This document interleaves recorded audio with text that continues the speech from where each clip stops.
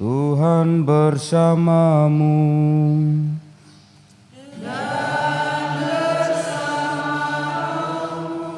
Inilah Injil suci menurut Lukas.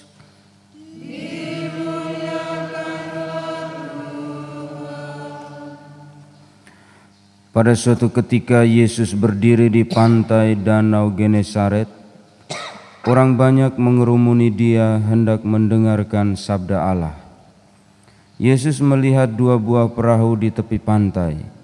Nelayan-nelayannya telah turun dan sedang membasuh jalannya. Ia naik ke dalam salah satu perahu itu, yaitu perahu Simon, dan menyuruh dia supaya menolakkan perahu itu sedikit jauh dari pantai. Lalu Yesus duduk dan mengajar orang banyak dari atas perahu. Selesai berbicara, ia berkata kepada Simon, "Bertolaklah ke tempat yang dalam dan tebarkanlah jalamu untuk menangkap ikan." Simon menjawab, "Guru, telah sepanjang malam kami bekerja keras dan kami tidak menangkap apa-apa. Tetapi atas perintahmu aku akan menebarkan jala juga." Dan setelah mereka melakukannya, mereka menangkap ikan dalam jumlah besar, sehingga jala mereka mulai koyak. Lalu mereka memberi isyarat kepada teman-temannya di perahu yang lain, supaya mereka datang untuk membantu. Maka mereka itu datang, lalu mengisi kedua perahu itu dengan ikan hingga hampir tenggelam. Melihat hal itu, Simon tersungkur di depan Yesus dan berkata, "Tuhan, tinggalkanlah aku karena aku ini orang berdosa." Sebab Simon dan teman-temannya takjub karena banyaknya ikan yang mereka tangkap. Demikian juga Yakobus dan Yohanes, anak-anak Zebedeus, yang menjadi teman Simon. Yesus lalu berkata kepada Simon, "Jangan takut, mulai sekarang engkau akan menjala manusia." Dan sesudah menghela perahu-perahunya ke darat, mereka lalu meninggalkan segala sesuatu dan mengikuti Yesus. Demikianlah sabda Tuhan. Terpujilah Kristus.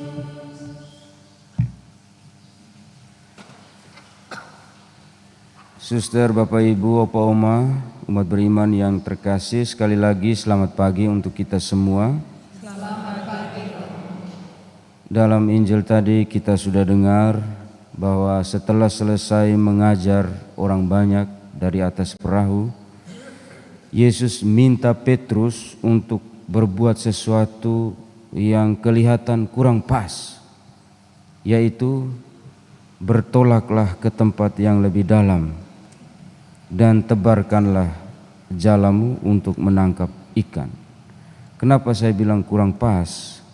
Karena kita tahu Petrus ini adalah nelayan yang berpengalaman, jadi dia tahu kapan harus tangkap ikan, kapan tidak perlu tangkap.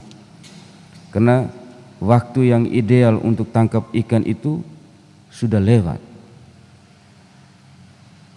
Tetapi luar biasanya Petrus mengikuti apa kata Yesus. Saudara-saudariku, setiap kita pasti pernah gagal kan di dalam hidup. Pasti itu. Seperti Petrus pun gagal, dan kita pun seringkali merasa bahwa segala usaha kerja keras kita tidak membawa hasil apa-apa. Dan kisah ini sebenarnya mengingatkan kita bahwa kegagalan itu biasa. Itu biasa, bukan akhir. Justru kegagalan itu bisa menjadi momen di mana Tuhan bekerja. Yang penting kita taat, kita beriman, dan kita percaya. Saudara-saudariku, bisa saja Petrus menolak permintaan Yesus untuk menebarkan jala, karena Petrus tahu betul waktu yang tepat untuk menebarkan jala. Tapi Petrus lebih memilih mau mendengarkan Yesus dan taat kepada Yesus. Katanya begini, tetapi karena engkau menyuruhnya, aku akan menebarkan jala juga. Inilah iman sejati yang dimiliki oleh Petrus. Ketaatan yang sejati kepada Yesus yang akhirnya apa? Yang akhirnya mengubah kegagalan menjadi berkat, anugerah. Di mana jala yang mereka tebarkan yang penuh dengan ikan itu hingga hampir sobek jalanya, ini merupakan gambaran bagaimana Tuhan bekerja di dalam hidup kita ketika kita taat, ketika kita percaya sungguh-sungguh.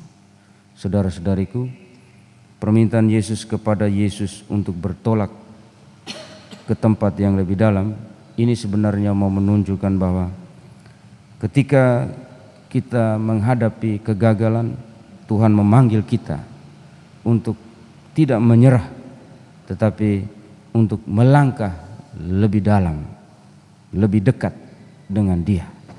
Semoga kita lebih percaya dan taat kepada Tuhan, maka Ia akan mengubah hidup kita sebagaimana yang Ia lakukan kepada Petrus dan kawan-kawannya. Tuhan memberkati. Kemuliaan kepada Bapa dan Putra dan Roh Kudus.